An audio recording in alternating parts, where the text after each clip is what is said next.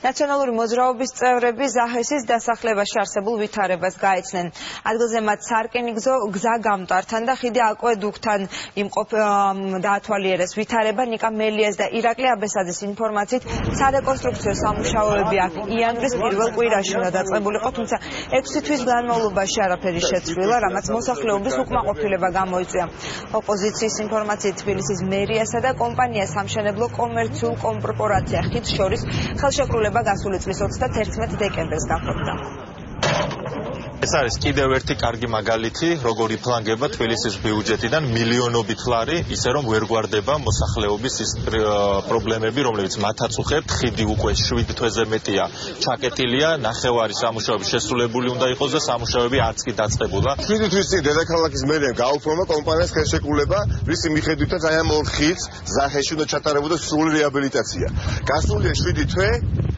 კომპანიას აღებული აქვს 1,800,000 ლარი წინსწრებად და ჩვენ ხედავთ თითი ხიდზე არ არის დაკარებული. არავინ არ იცის რა ბედი ეწევა აი ამ ორ ხიდს. ჩვენ მოუწოდებთ დედაქალაქის მერიას, რომ რაც შეიძლება სასწრაფოდ გაერკვეს სიტუაციაში. პრობლემები შეგვექმნა უკვე ამ ხიდის გამო.